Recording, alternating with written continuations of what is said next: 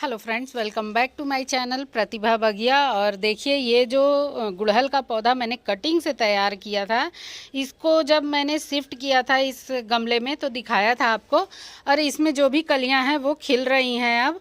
और जो भी पौधों की आपने कटिंग शटिंग की है या प्रूनिंग की है, जो भी पौधे आपने कटिंग से लगाए हैं, अगर वो 1 महीना हो गया है लगभग लगाए हुए और उनमें अच्छा फुटाव है, अच्छी ग्रोथ है, तो आप उस पर कुछ काम कर सकते हैं। फुटाव का मतलब है कि अगर जो भी आपने कटिंग्स लगाई हैं उनमें ग्रोथ होने लगी है तो उसमें कुछ न्यूट्रिएंट की ज़रूरत होती है जिससे कि वो अच्छे से ग्रो करें और अच्छा हेल्दी पौधा तैयार हो। जैसे कि आप ये देख रहे होंगे, ये कटिंग से मैंने गुड़हल के पौधे तैयार किए हैं, कटिंग से ही ये गुलाब के पौधे तैयार किए हैं। और गुलाब में देखिए इतनी खूबसूरत फ्लावरिंग हो रही है और इतनी ढेर सारी भर भर के कलियां, देखिए सब में खूब सारी कलियां आई हुई हैं। और जो भी ब्रांचेज आ रही हैं सभी में बर्ड्स बनती हुई आ रही हैं। और फ्लावरिंग देखिए यहाँ पर ख़त्म भी हो गई है और जो भी ब्रांचेस, छोटी भी ब्रांच आ रही है तब भी उसमें इस तरह से बर्ड्स बनी हुई हैं। और अच्छी ग्रोथ और अच्छे फ्लावरिंग फ्रूटिंग के लिए हमें अपने पौधों में कुछ न्यूट्रिएंट देना होता है। और इंस्टेंट एनर्जी के लिए हमें लिक्विड फर्टिलाइज़र सबसे अच्छा होता है, जो कि मैं समय समय पर बदल बदल के अपने पौधों में देती रहती हूँ। और आज मैं अपने पौधों में कुछ लिक्विड फर्टिलाइज़र देने जा रही थी। वो लिक्विड फर्टिलाइज़र मैं हर उस पौधे में दूंगी जो कि कटिंग से तैयार है और जिसकी मैंने प्रूनिंग की है या फिर रिपोर्टिंग की है। प्रूनिंग की है मैंने गुलाब के गुड़हल के पौधों की, और गुलाब के पौधे मैंने देखिए सब कटिंग से तैयार किए हैं। लेकिन ये कटिंग से तैयार पौधे, बिल्कुल ये पौधे तैयार हो चुके हैं। इनको मैंने जब लगाया था 6-7 महीने के बाद मैंने इसको शिफ्ट किया है, दूसरा अलग अलग पॉट भी दिया है। और इसको भी शिफ्ट किए हुए मुझे 2 महीना, लगभग 2.5 महीना हो गया है, 2-2.5 महीना हो गया है।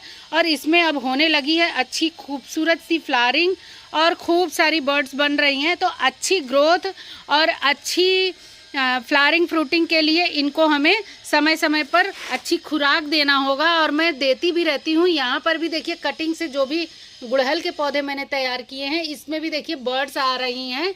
तो अच्छी ग्रोथ, देखिए कितना अच्छा हेल्दी पौधा तैयार हो रहा है। ये सभी कटिंग से तैयार छोटे छोटे पॉली बैग्स में मैंने लगाए हैं और इनको मैं देने जा रही हूँ कुछ फर्टिलाइज़र।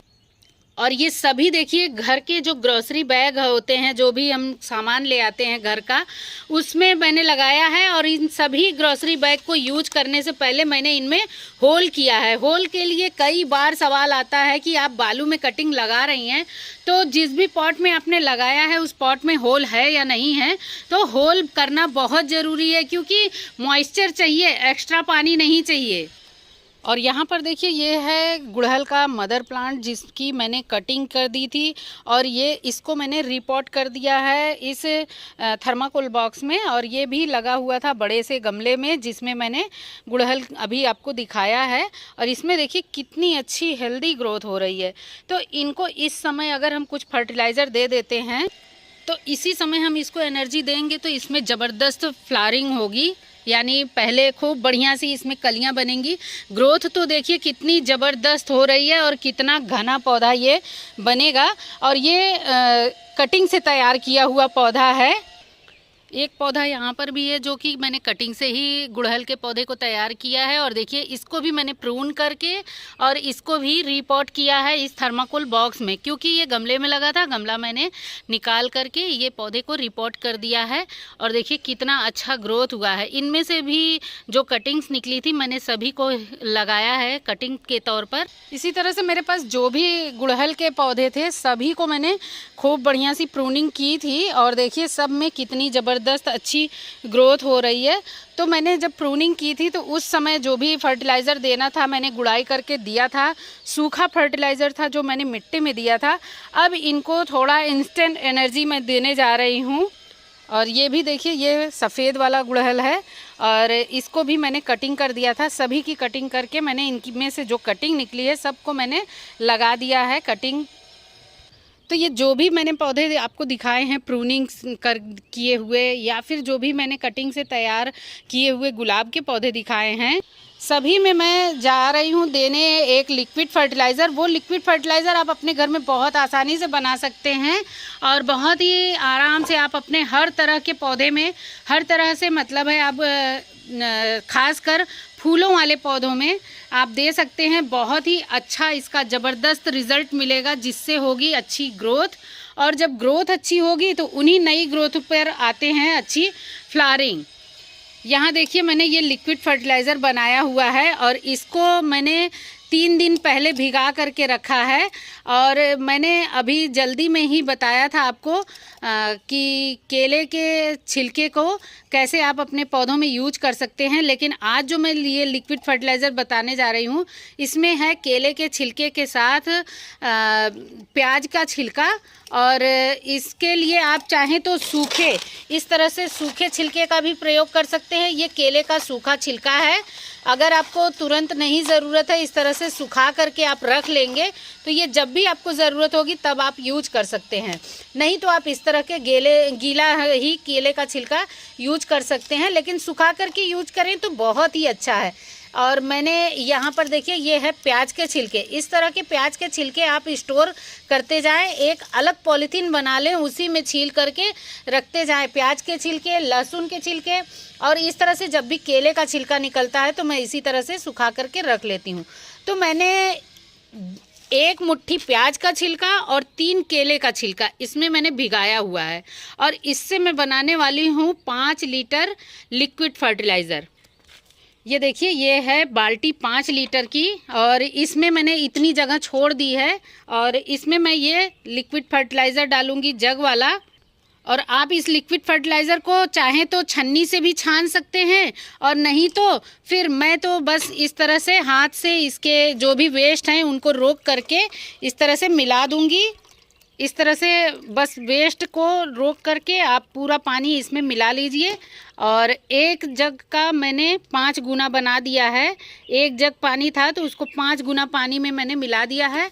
और ये जो वेस्ट बचा है आप चाहे तो इसको कंपोस्ट बिन में डाल सकते हैं और नहीं तो आप इसमें फिर से सादा पानी डाल करके रख दीजिए। एक बार आप इसको और इस तरह से लिक्विड फर्टिलाइज़र के तौर पर यूज कर सकते हैं। और मैंने इसको डाइल्यूट किया है। डाइल्यूट करना बहुत ज़रूरी है क्योंकि अगर हम डायरेक्ट इसी तरह से लिक्विड को ही यूज कर लेंगे तो ये पौधों की जड़ों को जला देगा।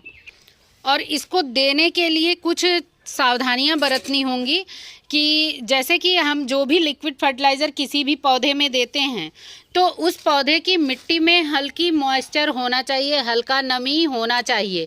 तो देखिए ये कटिंग्स मैंने केवल बालू में लगाई हैं। बालू में मॉइस्चर हमेशा बना रहना चाहिए, तब होगी अच्छे से ग्रोथ। मॉइस्चर हमेशा बना होने से मतलब है कि हम इसको डेली पानी नहीं देंगे, लेकिन बालू को पूरी तरह से सूखने भी नहीं देंगे और इसमें हल्का नमी होना चाहिए। और ये भी मिट्टी गीली है, अच्छे से सूखी नहीं है, यानी हम अगर सुबह पौधों में पानी दे देते हैं तो शाम तक पूरी अच्छे से मिट्टी नहीं सूखी होती है, तो उसी समय हम इसको देंगे। और जब भी लिक्विड फर्टिलाइज़र देंगे तो शाम को देंगे। किसी भी पौधे पर पेस्टिसाइड छिड़कना हो या फिर खाद देना हो, लिक्विड फर्टिलाइज़र हो चाहे सूखी खाद, जो भी देना है, खाद वगैरह देना है या पेस्टिसाइड छिड़कना है, कीटनाशक छिड़कना है, सारा काम शाम को ही करें तो ज़्यादा अच्छा होता है।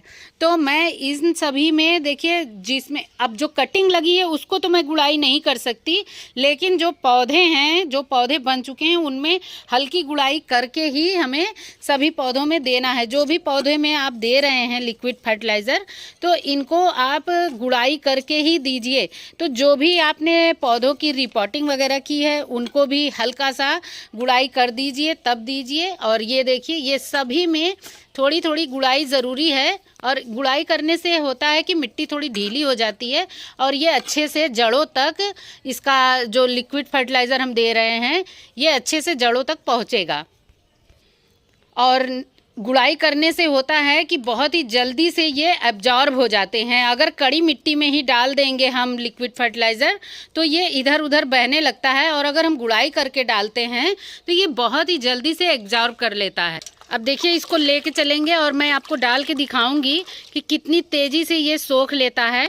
ये देखिए सबसे पहले मैं कटिंग्स में डालूंगी, थोड़ा थोड़ा सा इसी तरह से बस पानी दे देना है। इससे होगा कि पौधों में एक इंस्टेंट एनर्जी आएगी और बहुत ही अच्छी सी ग्रोथ बनाकर रखेंगे ये, और इसमें होगी तब फ्लावरिंग फ्रूटिंग।